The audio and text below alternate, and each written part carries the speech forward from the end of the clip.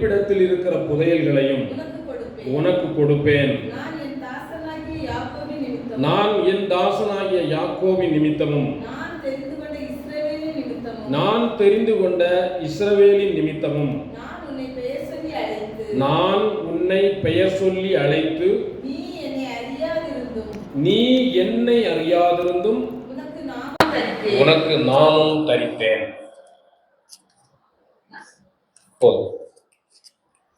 அடுத்த வருஷம் 5வது வசனம்.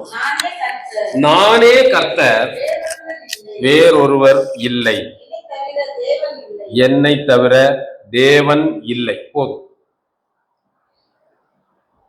இந்த வசனங்களை நாம் நிறைய நேரங்கள்ல நாம் வாசித்திருப்போம், கேட்டிருப்போம். அதனுடைய ஒரு பகுதியை தான் நாம் அறிந்திருக்கிறோம். நான் இதை திறந்த முகமாக நான் சொல்லுகிறேன். நானும் பல ஆண்டுகளாக இந்த வசனத்தின் ஒரு பகுதியைத்தான் நான் அறிந்திருந்தேன். நீங்களும் நிச்சயமாக இதன் ஒரு பகுதியைத்தான் அறிந்திருப்பீர்கள் என்று நம்புறேன். ஏனென்றால் அநேக நேரங்களிலே வேத வசனத்தின் ஆழங்களுக்குள்ளே நாம் சென்று பார்ப்பதில்லை, தியானிப்பதில்லை. சங்கீதக்காரர் சொல்லுகிறார், இரவும் பகலும் கர்த்தருடைய வேதத்தில் தியானமா இருக்கிற மனுஷன். நம்ம இருக்கிறோமா? நான் வந்தோடனே சொல்லணும்னு நினைச்சேன். எத்தனை பேர் ரெகுலரா நான் வேதம் வாசிக்கிறேன், வேத வாசிப்புக்குன்னு ஒரு நேரத்தை நான் வச்சிருக்கிறேன், அதை நான் படிக்கிறேன்னு சொல்ல முடியும்? பாருங்க, ஒரு விவசாயம் பண்றோம், அதுக்குள்ள ஒரு புத்தகத்தை தர்றாங்க. நான் ஏற்கனவே உங்கள்கிட்ட சொல்லியிருக்கலாம், மறுபடியும் உங்களுக்கு ஞாபகப்படுத்த விரும்புகிறேன். நீங்க ஒரு ஃப்ரிட்ஜ் வாங்குறீங்க, அதுக்கு ஒரு புக்கு கொடுத்துருப்பாங்க. என்னது? அந்த புக்கை நாம என்ன பண்றோம்? படிப்போமா? படிக்க மாட்டோம். அது புக்கு, அது திறந்தே நானெல்லாம் அந்த புக்கை திறந்தே பார்த்ததே இல்லை. என்னென்னமோ வாங்குறேன், திறந்தே பார்த்தது இல்லை. அதுக்கு அவன் ஒரு கைடு கொடுத்துருப்பான் என்ன பண்ணணும். ஒரு அம்மா இப்படிதான் வீட்டுல ஃப்ரிட்ஜ் வாங்கி வச்சிருக்கு. அந்த ஃப்ரீசர்ல பனிக்கட்டி உறைஞ்சிருச்சு. பனிக்கட்டி ஃபுல்லா உறைஞ்சு போச்சு. அங்க இந்த அம்மா சின்ன கத்தி எடுத்து குத்தி பார்த்துருக்குது. அதை எடுத்து குத்தி, பனி போகுமா? அந்த கட்டி நல்லா உறைஞ்சிருச்சுன்னு வைங்க, பனிக்கட்டி போகுமா? ஃப்ரிட்ஜில் அந்த ஃப்ரீசர்ல இருக்கிறது போகாது. அந்த அம்மா யோசனை பண்ணிச்சு, இது இப்படி போகாதாட்டு இருக்குது அப்படின்ட்டு ஒரு நீட்டமான இந்த உடைக்கிற உளி ஒண்ணு எடுத்துட்டு வந்து, ஒரு சுத்தியல் எடுத்துட்டு வந்து என்ன செய்ய போகுதுப்பா? அப்பதான் அவன் பையன் பார்த்துட்டான். அம்மா அம்மா என்னம்மா பண்ண போற? இல்லடா, அந்த பனிக்கட்டு உறைஞ்சிருக்கு, வரமாட்டேங்குது, இப்ப என்ன செய்ய போறேன்? அடிச்சு உடைச்சு எடுத்துடலாமா? வெளியில என்ன அடிச்சு உடைச்சு அப்படித்தான் எடுப்போம். ஒரு சுவர்ல ஒண்ணு ஒட்டிட்டு இருக்கு, என்ன செய்வோம்? அடிச்சு. ஃப்ரிட்ஜில் அப்படியே அடிக்க முடியுமா? இப்போ அந்த பையன், என்னடா சொல்ற, நாங்கெல்லாம் அப்படிதான்டா பண்ணுவோம், வீட்டுல சுவர்ல எல்லாம் இருந்துச்சுன்னா இப்படிதான் உடைப்போம், கட்டியா இருந்துச்சுன்னா என்ன செய்வோம்? உளியும் சுத்தியில எடுத்து அடிச்சு உடைப்போம். அம்மா அப்படி பண்ணக்கூடாதுன்னு பாரு அப்படின்னு புக்கை எடுத்து படிச்சுக்கான். நான் ஃப்ரிட்ஜையே உடைச்சிட பார்த்தனே குட்டி அப்படின்னு அந்த அம்மாவுக்கு அப்பதான் அறிவு இருக்கு.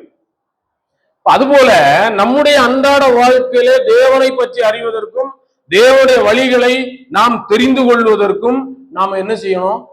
கிரமமா இந்த புத்தகத்தை வாசித்தால் மட்டும்தான் நம்ம அறிவு மேம்படும். என்ன செய்யணும், எது செய்யக்கூடாது எல்லாம் நமக்கு விளங்கும். இல்லாத பட்சத்துல யாரோ சொல்ற ஆலோசனை எல்லாம் நாம என்ன செய்ய வேண்டியதா இருக்கும்? கேட்க வேண்டியதா இருக்கும். அது ஒன்றும் பிரச்சனை இல்லப்பா, அது அந்த ஃப்ரிட்ஜில் ஐஸ் கட்டி தானே உறைஞ்சிருக்கு, உள்ள நெருப்ப கொடுத்து அது உருகி போயிருது அப்படின்னு என்ன செய்யலாம்? ஆலோசனை தரலாம். ஆமா, இல்ல ஐஸ் கட்டி அப்படித்தானே பண்ணணும் அப்படின்னு நாம செய்ய முற்படுவோம். இப்படித்தான் அநேக நேரங்கள்ல வேதத்துக்கு புறம்பாகவும் நாம தாண்டி தாண்டி வழிகளிலே போய்விட முடியும். ஆகவே நீங்கள் ஒவ்வொருவரும் தெளிவா தேவனை அறிந்து கொள்வதற்கு, நீங்கள் நம்முடைய வாழ்க்கை ஆசீர்வாதமாக இருப்பதற்கு, நம்முடைய வாழ்க்கையிலே நஷ்டங்கள் சேதங்கள் உண்டாகாமல் இருப்பதற்கு இந்த வேத வசனத்தை நீங்கள் கிரமமாய் தினந்தோறும் வாசிக்கணும். வாசிக்க தெரியாதவங்க அதற்கான டிவைஸை வாங்கி வச்சு கேளுங்க, கர்த்தர் உங்களே ஆசீர்வதிப்பார்.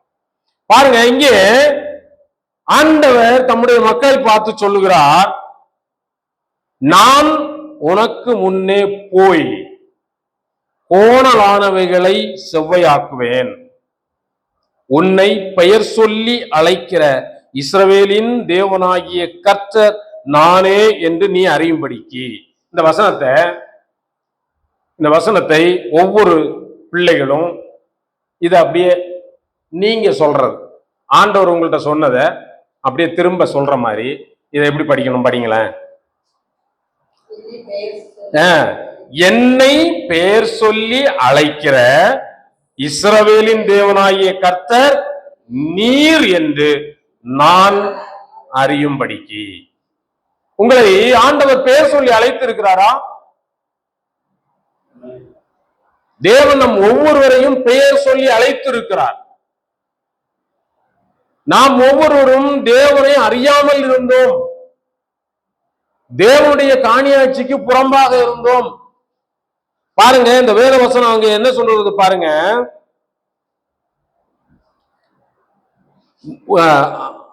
நான்காவது வசனத்துல, நான் தெரிந்து கொண்ட இஸ்ரவேலின் நிமித்தமும் நான் உன்னை பெயர் சொல்லி அழைத்து நீ அறியாதிருந்தும் உனக்கு நாமம் தரித்தேன். பாருங்க, நாம் அவரை அறியவில்லை, அவர் நம்மை தேடி வந்தார். நான் இன்னைக்கு காலைல கூட தம்பிகிட்ட பேசிட்டு இருந்தேன். பாருங்க, நீங்க நான் பல நேரங்களிலே இதை குறித்து சொல்லி இருக்கிறேன். நாம் ஒரு வீடு கட்ட வேண்டும். நமக்கு அது எத்தனை நாள் பிளானா இருக்குது, எத்தனை வருஷத்து திட்டமா இருக்குது. அதுக்கு நாம என்னெல்லாம் பண்றோம்? பணத்தை சேமிக்க தொடங்குறோம். பணத்தை சேமிச்சதுக்கு அப்புறம் எல்லா வீடுகளையும் பார்க்கிறோம். எங்கெங்க போறோமோ எல்லா வீடும் நம்ம கண்ணுல படுது. பாருங்க, இந்த வீடு நல்லா இல்லை, அப்புறம் அந்த வீடு அதுவும் நல்லா இல்லை, இந்த டிசைன் நல்லா இல்லை, அந்த டிசைன் நல்லா இல்லை. எங்கேயோ ஒரு கிரக பிரவேசத்துக்கு போறோம், வீடு புண்ணியாச்சனைக்கு போறோம், அங்க போய் பார்த்து அழகா இருக்குல்ல, இதே மாதிரிதான் கட்டணும். பெட்ரூமு, ஹாலு, கிச்சனு, டாய்லெட்டு, அந்த ரூமு, இந்த ரூமு, ஓகே, இதெல்லாம் எங்கெங்க வைக்கணும் அப்படின்னு ஒரு திட்டம் நம்ம சிந்தனையில என்ன செய்யுது? ஓடுது. ஓடின உடனே இந்த திட்டத்தை என்ன செய்ய போறோம்? இப்ப எடுத்து போய் என்ஜினியர்கிட்ட கொடுக்குறோம். பாருங்க சார், இவ்வளவு இடம் இருக்கு, எனக்கு வீடு எனக்கு இப்படி வேணும். அவர் உடனே என்ன செய்யறாரு? ஒரு படத்தை வரைஞ்சு கையில கொடுத்துறாரு. இந்தாப்பா, இந்த படத்தை எடுத்துட்டு போய் அப்படியே என்ன செய்யறோம்? நம்ம இன்னொரு நபர்கிட்ட கொடுக்குறோம், பேங்க்ல கொடுக்குறோம், அங்க அப்ரூவல் வாங்குறோம். இங்க அலைச்சல் பாருங்க, எத்தனை நாள் இதெல்லாம் அணிஞ்சு கடைசியில பணம் எல்லாம் ரெடி பண்ணி வீட்டை கட்டிடுறோம். இது நம்மை தேடி வந்ததில்லை, நானா தேடி போனது. ஆனா நீங்க யாராவது என்னைக்காவது, நான் காலேஜ் போயிட்டு இருக்கிறேன் அல்லது படிச்சுட்டு இருக்கிறேன், 2000 வருஷத்துல அல்லது 2000 எத்தனை வருஷம் தம்பி? 2021 ஞானஸ்நானம் எடுத்தது. நான் 2021 ஞானஸ்நானம் எடுப்பேன் அப்படின்னு யாராவது நினைச்சிருக்கீங்களா? யாராவது திட்டம் போட்டிருக்கீங்களா? நான் கொஞ்ச நாள் இருக்கட்டும், அப்புறம் நான் ரசிக்கப்படுவேன் அப்படி திட்டம் போட்டீங்களா? நான் இயேசுசாமி கோயிலுக்கு போவேன் அப்படி யாராவது திட்டம் போட்டீங்களா? யாருமே இல்லை. பாருங்க, நாம் நினையாதனே ஏதோ ஒரு சூழ்நிலை, யார் மூலமாகவோ தேவன் நம்மை தேடி வந்தார். அதான் சொல்ல, நீங்க அறியலப்பா என்னைய, ஆனா நான் தேடி வந்தேன்னு சொல்றாரு.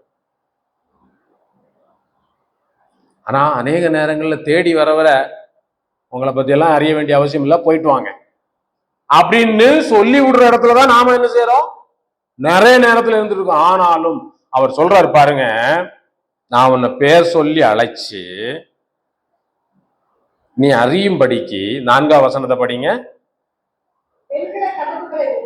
வெண்கல கதவுகளை உடைத்து இருப்பு தாழ்பால்களை முறித்து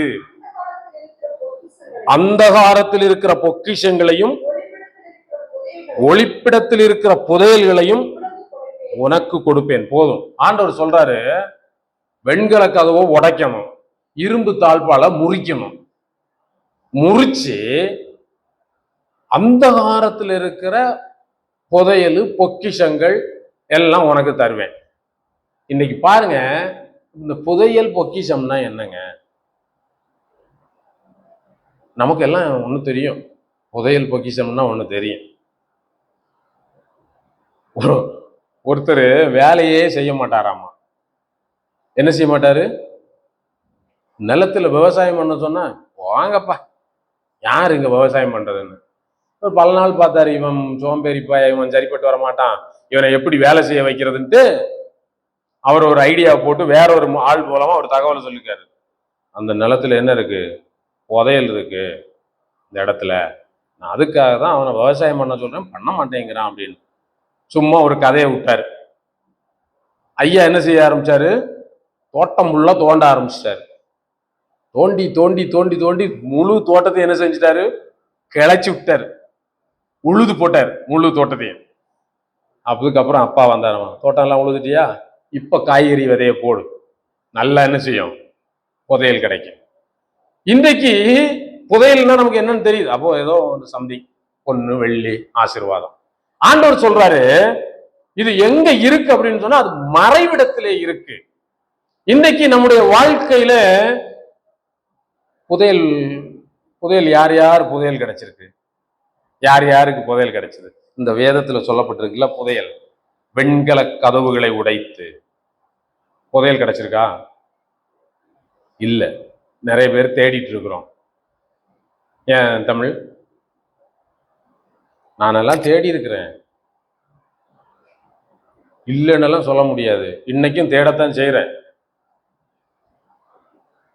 நமக்கு ஆசீர்வாதம் வேணும் தானே? தேவன் நம்மை ஆசீர்வதிக்கிறேன்னு தான் சொல்றாரு. அது எப்படி கிடைக்கும்? அது தடுக்கப்பட்டிருக்கிறது. நம்மை ஆசீர்வதிக்க கூடாது என்பதற்காக வெண்கல கதவுகள் இருக்கிறது. அந்த கதவுகளை உடைச்சுதான் நமக்கு ஆசீர்வாதத்தை தேவன் தர விரும்புகிறார். பாருங்க, நான் என்னை பத்தி சொல்லுவேன், தேவன் மாத்திரம் என்னை தேடி வராதிருந்தால் நான் இன்னைக்கு இப்படி புதையல் கிடைச்ச அல்லது ஆசீர்வாதத்தை பெற்ற மனிதனாக நான் இருக்க மாட்டேன். நான் இன்றைக்கு எங்கோ, அல்லது நான் ஒரு குற்றவாளியாகவோ, அல்லது என்னுடைய வாழ்க்கை தொய்ந்து போனதாகவோ, என்னுடைய வாழ்க்கை நான் அந்த வேதத்திலே வாசித்து பசியாகவோ தாகமாகவோ நான் அலைந்து திரிந்திருப்பேன். எனக்கு ஒரு நல்ல வாழ்க்கை கிடைத்திருக்காது, ஒரு நல்ல விலாசம் கிடைத்திருக்காது. என்னை பார்க்கிறவர்கள் சி என்று சொல்லி இருப்பார்கள். என்னை நான் திறந்த முகத்தோடு உங்கள்கிட்ட சொல்றேன், அநேக நேரங்களிலே நான் வாலிபனாக இருக்கும் பொழுது என்னுடைய துன்மார்க்கத்தின் நிமித்தம் பெண்கள் நான் வரும்போது வீட்டுக்கதவை சாத்தி இருக்கிறார்கள். இந்த சனிய முகத்துல முழிச்சா விளங்காதையான். ஆனா அப்படிப்பட்ட எண்ணெய் தான் ஆண்டவர் ஆசீர்வாதமாக மாற்றி இருக்கிறார். புதையல் எடுத்திருக்கிறேன் நானு. உங்களுக்கு கிடைச்சிருக்கா புதையல்? ஆமா, நான் கடந்த நாட்கள்ல சகோதரோடு பேசிட்டு இருக்கும் போது நாங்க பேசிக்கிட்டோம்.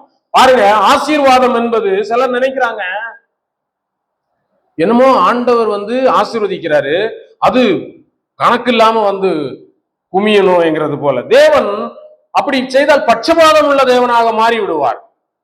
நான் ஒன்று கேட்கிறேன், இன்றைக்கு ஒருவர் டாக்டராக படிச்சிருக்கிறாரு, ஒருத்தர் 5ஆம் கிளாஸ் தான் படிச்சிருக்காரு.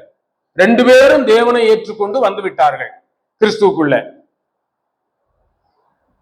2 பேரும் ஜெபிக்கிறாங்க, ஆண்டவரே என்னை ஆசீர்வதிங்க, என்னை ஆசீர்வதிங்க. தேவன் ஆசீர்வதிப்பாரா? ஆசீர்வதிக்க மாட்டாரா?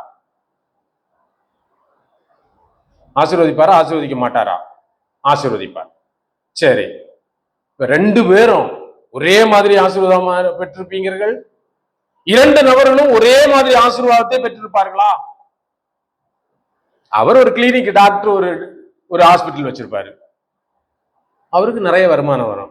இவர் என்ன செய்வாரு? ஒரு கூலி வேலைக்கு போவாரு, அவருக்கு அந்த சம்பளம் கிடைக்கும். அந்த சம்பளத்தை தேவன் நோய் நொடி இல்லாம நல்ல சமாதானமா அந்த ஆகாரத்தை புசிப்பதற்கு தேவன் வழிவகை செய்வார். சமாதானமா இருப்பார், அவரும் சமாதானம் இருப்பார், சம்பாத்தி. அப்போ உலக பொருள் மட்டும் புதையல் இல்லை, உலகத்தின் ஆசீர்வாதங்கள் மட்டும் புதையல் இல்லை. இன்றைக்கு அநேகர் உலகத்தின் ஆசீர்வாதத்தை மட்டுமே புதையல் என்று எண்ணி அதிலேயே வாழ்க்கையை ஓட்டிக்கிட்டு இருக்கிறோம்.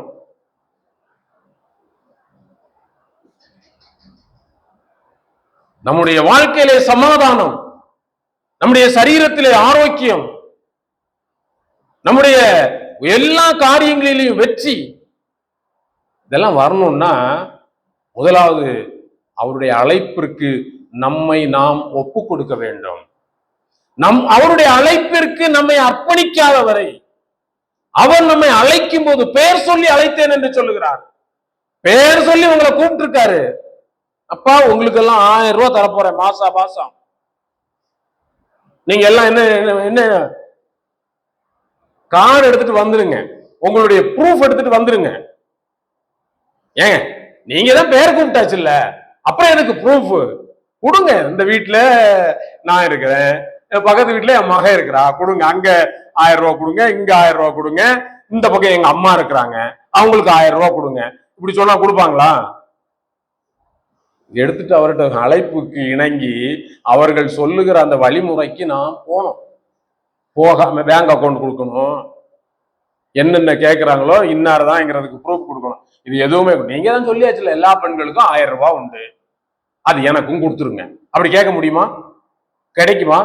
நாம் இன்னைக்கு தேவன்றதுல இப்படித்தான் அநேகர், நீங்க அழைச்சீங்க, சொல்லிட்டீங்க, இனி எல்லாமே செய்யுங்க. நான் என்ன செய்ய மாட்டேன், உங்களுடைய வார்த்தைக்கெல்லாம் கீழ்ப்படிய மாட்டேன், என்னை அர்ப்பணிக்க மாட்டேன். ஆனா நீங்க மட்டும் எனக்கு என்ன செஞ்சிடணும், எல்லாமே செஞ்சிடணும்.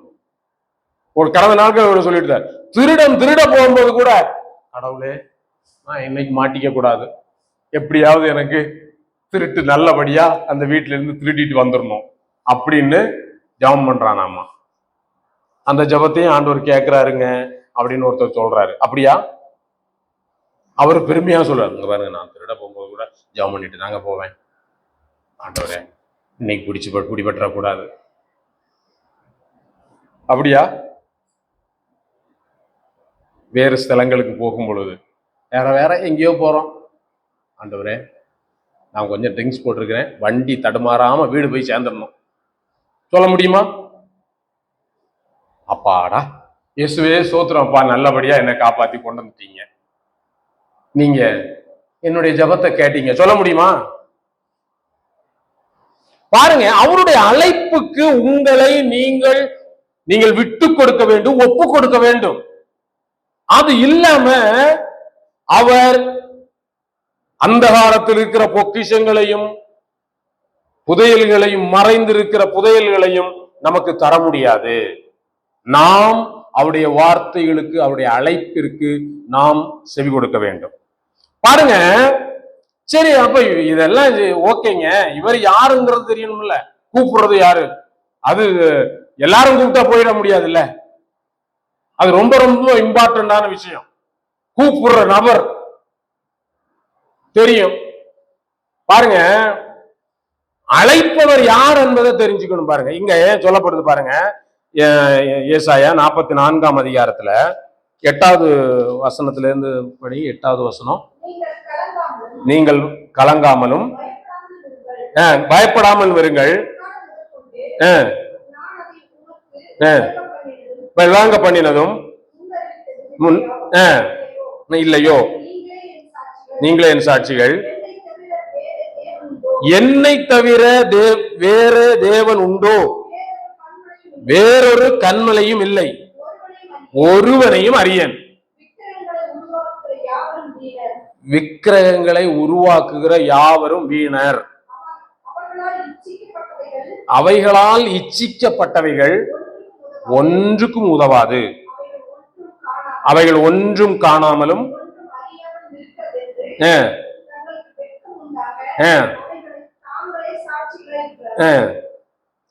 12ஆம் வசனத்தை படிங்க.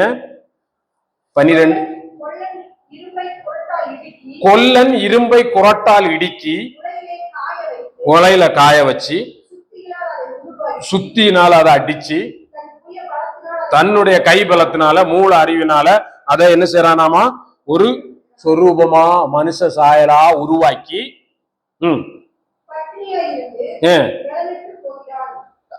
அதுல உருவாக்கி என்ன செய்யறான், அதை பண்படுத்துகிறான், போகிறான். தச்சன் நூல் பிடித்து குறி போட்டு உளிகளால் உருப்படுத்தி கவரா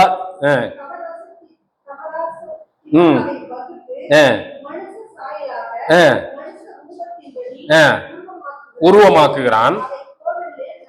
அத கோயில்ல கொண்டு எப்படியோ வச்சாச்சப்பா. எப்படி அங்க இருந்து இரும்ப உருக்கி ஒன்ன செஞ்சாச்சு, மரத்தை அறுத்துட்டு வந்து வெட்டி செஞ்சாச்சு, அது கோயில்ல கொண்டு வச்சாச்சு.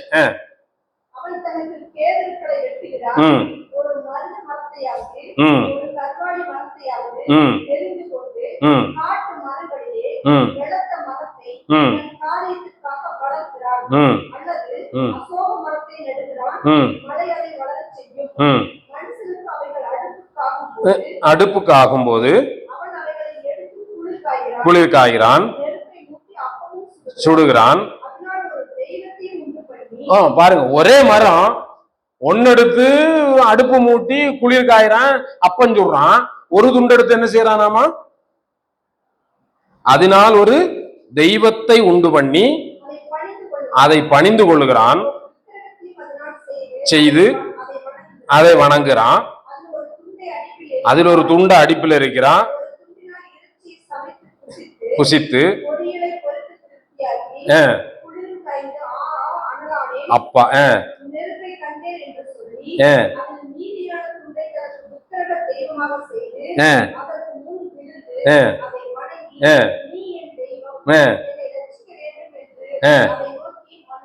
அதை நோக்கி மன்றாடுறான். அடுத்த வசனம், அறியாமலும் உணராமலும் இருக்கிறார்கள், காணாதபடிக்கு அவர்கள் கண்களும் உணராதபடிக்கு அவர்கள் இருதயமும் அடைக்கப்பட்டிருக்கிறது. பாருங்க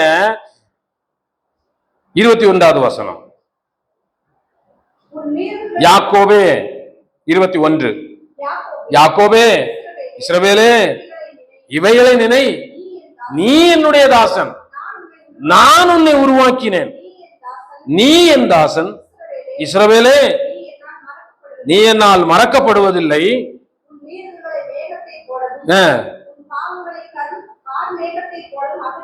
அகற்றிவிட்டேன், என்னிடத்தில் திரும்பு, உன்னை நான் மீட்டுக் கொண்டேன்.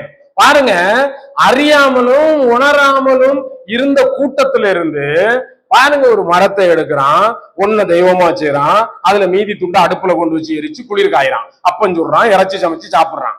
ஆனா மீதி மரத்தை தெய்வமா வச்சு சாமின்னு கும்பிடுறான். ஆனா அவனுக்கு உணர்வு இல்லை என்று வேதம் சொல்லு. உணராமல் இருக்கிறான், அந்த உணர்வே இல்லை. ஆனா உங்களையும் என்னையும் அங்கிருந்து உணர்வை தந்து பேர் சொல்லி அழைச்சி என்னை விடுதலையாக்கி கொண்டு வந்து அவரை துதிக்கவும், ஜீவனுள்ள தேவனை கண்டுகொள்ளவும், அவரை ஆராதிக்கவும் செய்திருக்கிறார். நாம எந்த அளவுக்கு உணர்வுள்ளவங்களா இருக்கிறோம்?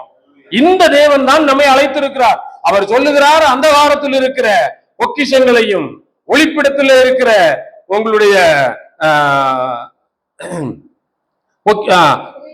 அந்த காலத்தில் இருக்கிற பொக்கிஷங்களையும் ஒளிப்பிடத்தில் இருக்கிற புதையல்களையும் உங்களுக்கு தருவேன் என்று அவர் தான் நம்மளை கூப்பிட்டு இருக்காரு. நம்ம என்ன செய்யறோம்? போறோமா?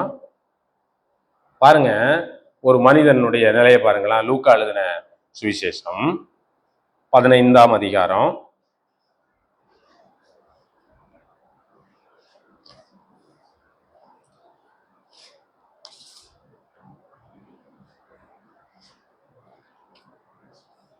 15ஆம் அதிகாரம் 14ஆம் வசனத்தை படிங்க. எல்லாவற்றையும் அவன் செலவழித்த பின்பு அந்த தேசத்திலே கொடிய பஞ்சம் உண்டாயிற்று. அப்பொழுது அவன் குறைவுபடத் தொடங்கி அந்த தேசத்து குடிகளில் ஒருவரிடத்திலே போய் ஒட்டி கொண்டான். அந்த குடியானவன் அவனை தன் வயல்களில் பன்றிகளை மேய்க்கும்படி அனுப்பினான். அப்பொழுது பன்றிகள் தின்கிற தவிட்டினாலே தன் வயிற்றை நிரப்ப ஆசையா இருந்தான், கொடுக்கவில்லை. பாருங்க, இவனுக்கு ஒரு பயங்கர வெண்கல கதவு, இரும்பு தாழ்பால் இருக்கு பாருங்க.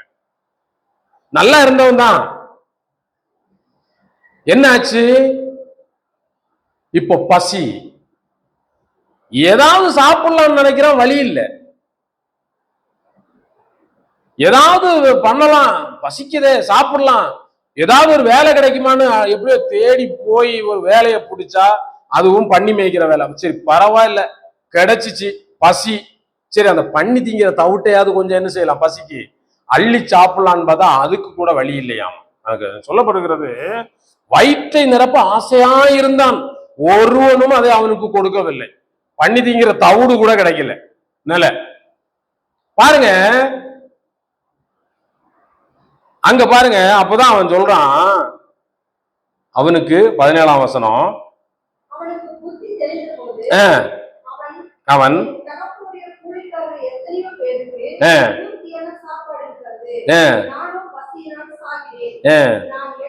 நான் எழுந்து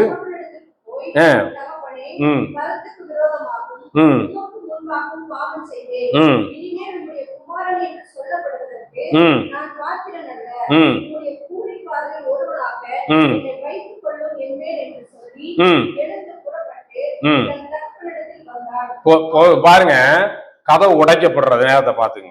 இதுதான் வெண்கல கதவு. நான் சொன்னேனே, நாம் ஒரு பகுதியை தான் பார்த்திருக்கிறோம். அந்த வெண்கல கதவு, இருப்பு தாழ்பால் உடைக்கப்பட்டு ஆசீர்வாதம் கிடைக்கக்கூடிய ஒரு பகுதியை தான் பார்த்திருக்கிறோம். இங்க பாருங்க, இவனுக்கு ஒரு வெண்கல கதவு, இருப்பு தாழ்பால் இருக்கு. அது என்னது? அப்பா விட்டு பிரிஞ்சு வந்ததுதான். பிரிந்து வந்தது மாத்திரமல்ல, அவனுக்கு உணர்வே வரல பாருங்க. இது இந்த உணராது இருக்கிற இருதயம் என்பது அது அடைக்கப்பட்ட இரும்பு தாழ்பால் போல. வெண்கல கதவு, வெண்கல கதவை நீங்க உடைக்க முடியுமா? பெரிய கோயில்கள், பெரிய கதவுகள் பாருங்க, வெண்கலத்தினாலையும் இருப்பு தாழ்பால்கள் போட்டு பலப்படுத்தப்பட்டிருக்கும். பாருங்க, இது ஆண்டவருக்கு கீழ்ப்படிய முடியாத ஒரு இருதயம். இது பயங்கரமா அடைச்சிருக்கு. இதை யார் திறப்பது? ஆண்டவர் தான் உடைக்கணும் பாருங்க. அதை உடைப்பதற்கு தேவன் பயன்படுத்துகிற யுக்தி தான் இங்கே இவன் பண்ணி திங்கிற தவிடு கூட கிடைக்காத நிலை. தேவன் தன்னுடைய வல்லமையை அந்த இரும்பு கதவை, வெண்கல கதவை, இரும்பு தாழ்பாலை உடைக்கிறதுக்கு ஆண்டவர் பயன்படுத்துகிற யுக்தி இவனுக்கு என்னத்தையும் கொண்டு வந்திருக்கிறார். இப்போ தவிட்டுக்கு கூட வழி இல்லை, பண்ணி திங்கிற தவிடு கூட திங்கிறதுக்கு வழி இல்லை. அந்த நிலைக்கு வந்ததுக்கு அப்புறம் தான் இந்த கதவு உடைக்கப்படணும்னு இருக்குதா? யோசியுங்கள். இவனுடைய நிலை மிகவும் பரிதாபமா இருக்கு. ஆனா உடைச்சிருச்சான், உடைக்கிறதுக்கு விட்டு கொடுத்துட்டான் பாருங்க. இவன் என்ன சொன்னான்? இவனுக்கு புத்தி தெளிஞ்சு, இனி எங்க அப்பா வீட்டுல எவ்வளவு சாப்பாடு இருக்கு, எத்தனை வேலைக்காரங்க இருக்காங்க, நான் இங்க பசினால வாடணுமா? எங்க அப்பா கிட்டே போறேன், எங்க அப்பா கிட்டே போய் மன்னிப்பு கேட்கிறேன். அப்பா என்ன மன்னிச்சிருங்க, நான் உமக்கு விரோதமும் பரத்துக்குறோம் பாவம் செஞ்சுட்டேன். கதவு உடைக்கப்படுது பாருங்க. உடைக்கப்பட்ட பிறகு அவனுக்கு என்ன கிடைக்குது பாருங்க.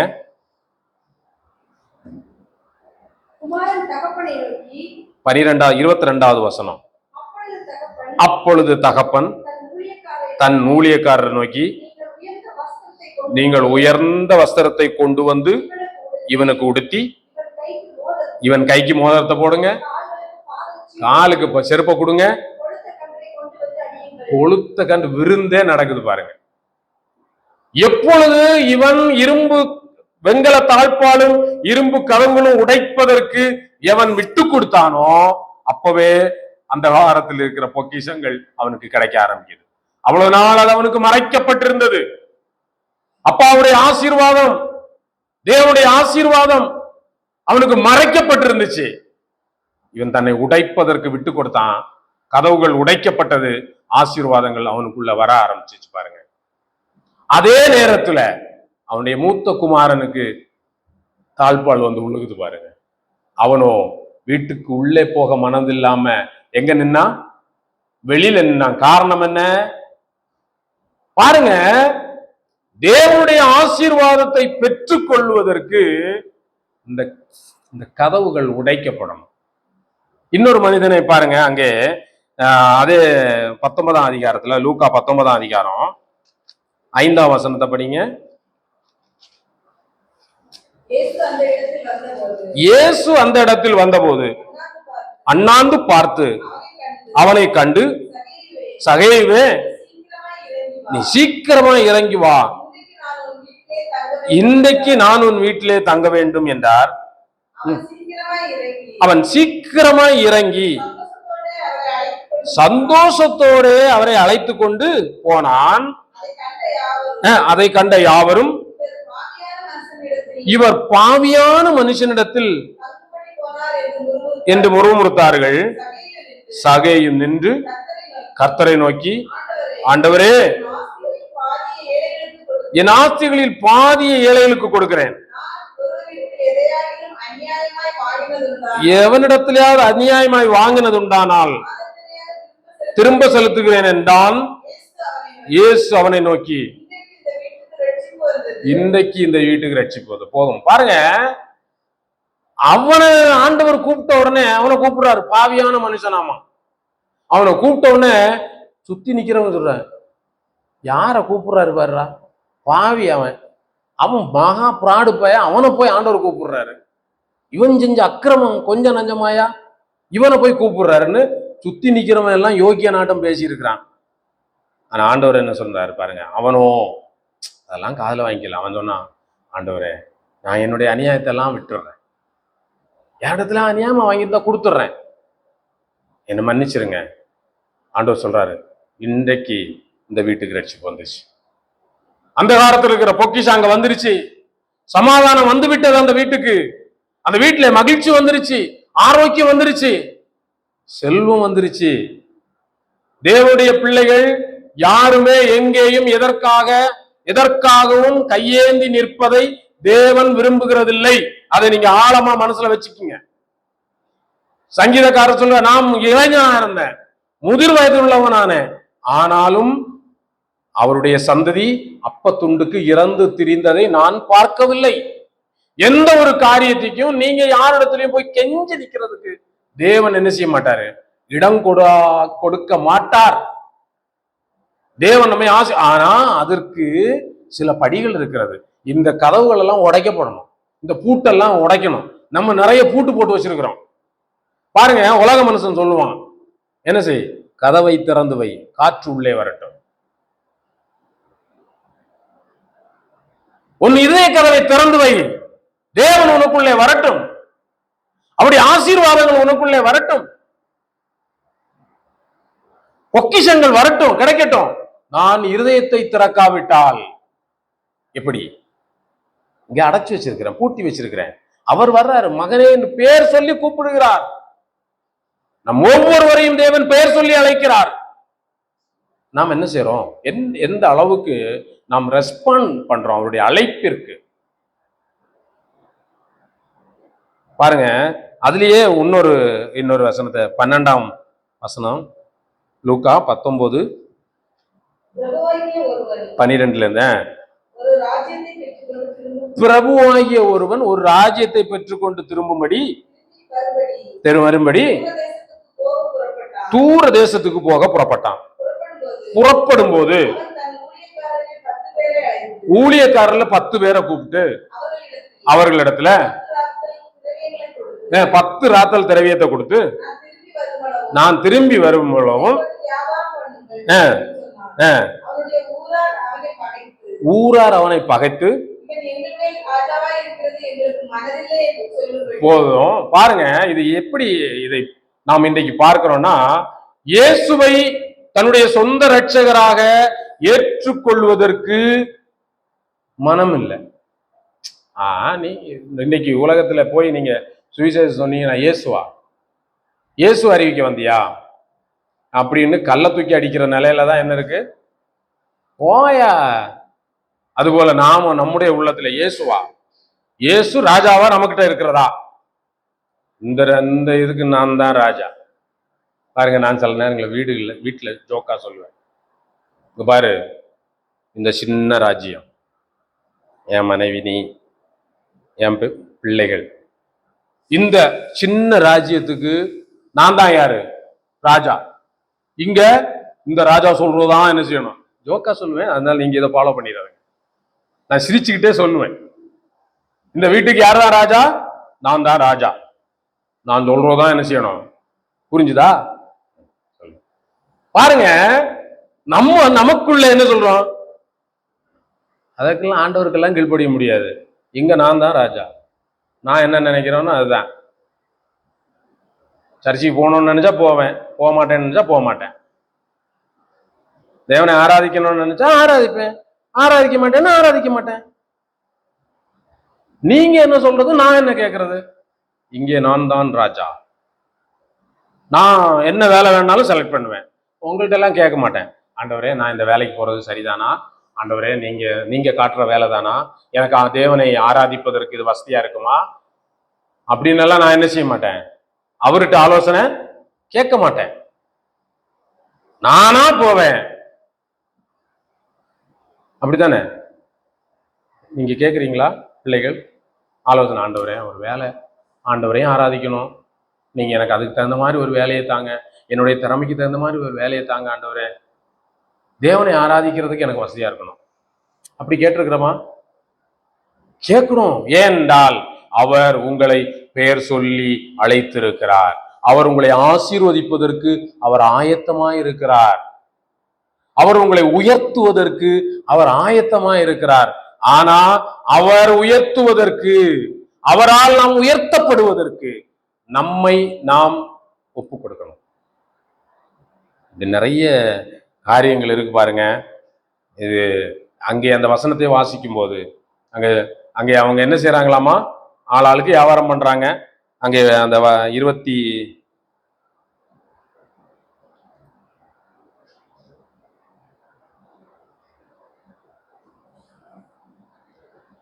இருந்து படிங்க. அது சாரி 18 இருந்து.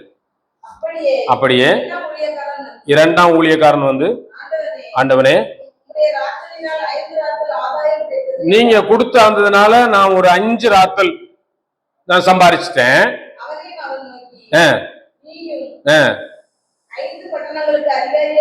பாருங்க, 5 பட்டணங்களுக்கு அதிகாரியாயிரு. பின்பு வேறொருவன் வந்து, ஆண்டவனே இதோ உம்முடைய ராத்தல், இதை ஒரு சீலையிலே வைத்திருந்தேன், நீர் வைக்காததை எடுக்கிறவரு, நீர் விதைக்காததை அறுக்கிறவரு அறிந்து உமக்கு பயந்திருந்தேன் என்றான். அதற்கு அவன், பொல்லாத ஊழியக்காரனே, உன் வாய் சொல்லை கொண்டே உன்னை நியாயந்திருக்கிறேன். நான் வைக்காததை எடுக்கிறவனும் அறிந்தாயே, பின்னை ஏன் நீ என் திரவியத்தை காசு கடையிலே வைக்கவில்லை? வைத்திருந்தால் நான் வரும்போது வட்டியோட வர பற்றி கொள்வேனே என்று சொல்லி சமீபமாய் நிற்கிறவர்களை நோக்கி அந்த ராத்தலை அவன் கையில் இருந்து எடுத்து என்றான். போதும் பாருங்க, இவனுடைய நிலை பாத்தீங்களா? இவனுக்கு ரொம்ப ஸ்ட்ராங்கா இப்ப பூட்டு விழுந்துருச்சு. ஆனா மத்தவங்க என்ன செஞ்சாங்க? அந்த இரும்பு தாழ்பாள்கள், வெங்கல கதவுகள் உடைக்கப்பட்டது, அவர்கள் ஆசீர்வதிக்கப்பட்டாங்க. இவனுக்கு ஆசீர்வாதம் என்பது எட்டா கனியா போச்சு. ஏன்? இரும்பு வெங்கல கதவும் இரும்பு தாழ்பாலும் ரொம்ப அவன் அதை உடைப்பதற்கு விட்டு கொடுக்கவில்லை. இவன் சொல்லிட்டான், நீங்க ஒரு ராத்துல எனக்கு கொடுத்தீங்க, நான் அதை கொண்டு துணியில சுத்தி என்ன செஞ்சுட்டேன், வச்சுட்டேன். நீங்க என்ன ரட்சிச்சீங்க, உண்மைதான், என் பாவம் எல்லாம் மன்னிச்சீங்கன்னு நான் ஏற்றுக்கொண்டு ஞான ஸ்நானம் எடுத்தேன், அதோட கிடக்குது, அவ்வளவுதான். அதுக்கு மேல நீர் எனக்கு செய்ய போகிறவைகளை, உம்முடைய ஆசீர்வாதங்களை நான் இன்னும் பெற்றுக்கொள்வதற்கு நான் உம்மண்டை வர ஆயத்தம் இல்லை. அப்படி நாம் காணப்படுகிறோமா? நம்முடைய ரட்சிப்பு ஒரு நிலையோடு அப்படியே நிக்குதா? தேவனுக்கு நம்மை அர்ப்பணிப்பதற்கு, தேவனுக்கு நம்மை விட்டு கொடுப்பதற்கு, அவர் நமக்கு வைத்திருக்கிற ஆசீர்வாதங்களை பெற்றுக்கொள்வதற்கு நாம் பெற்றுக்கொள்ள நாம் இடம் கொடுக்காமல் இருக்கிறோமா? இன்றைக்கு ஆண்டவர் நம்மை அழைக்கிறார். வாருங்கள் என் பிள்ளைகளே, உங்களை ஆசீர்வதிக்க போகிறேன். உங்களுடைய அந்த கடினமான நம்முடைய இருதயம் விட்டு கொடுக்க முடியாத இருக்கிற அந்த இடத்தை தேவன் உடைக்க விரும்புகிறார். நீங்க இன்றைக்கு அவருக்கு உங்களை ஒப்பு கொடுத்தால் தேவனுடைய ஆசீர்வாதம் உள்ளே வருவதற்கு அந்த இருதயத்தை நீங்கள் ஒப்பு கொடுத்தால் மட்டுமே அந்த கதவுகள், தாழ்பாள்கள் இந்த பகல் வேளையில உடைப்பதற்கு தேவன் ஆயத்தமாயிருக்கிறார். அதற்கு நீங்கள் உங்களை ஒப்பு கொடுங்கள். நாம் கண்களை மூடி நாம் ஜெபிக்கலாம்.